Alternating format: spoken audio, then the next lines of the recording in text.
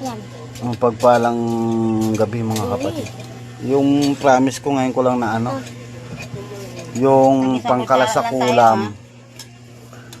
Ano po yun? Ang umpisa nun is ihip nyo rito. Kunti lang tayo, marami tayo. Isala nyo ang tag-iisa. Dito. Tapos sa tubig. Yun. Tapos pagtapos nyo palang, Select sa suwan ng baso. diba, naanoan nyo rito. Baso mo doon. Bakuran nyo sa lana kung may pangbakod kayo. Baka bukas ko na nalagay yung pambakod. Ano to? Basta yun, dito nyo ihip yun. Yung pito ba yun? 8 na ano. Orasyon nyo nandun. Tag-iisang banggit lang. Tapos dito. Sa may mga may devotion po yun ha. Sa mga baguhan, huwag nyo munang gamitin yun. Kasi sigurado, tepok lang mo kayo doon. Ang baka naman yan?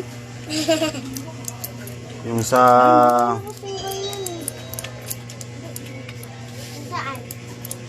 dito lang guys.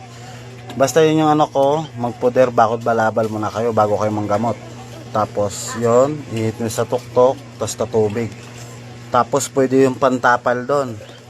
Pantapal din yun. Yun lang po.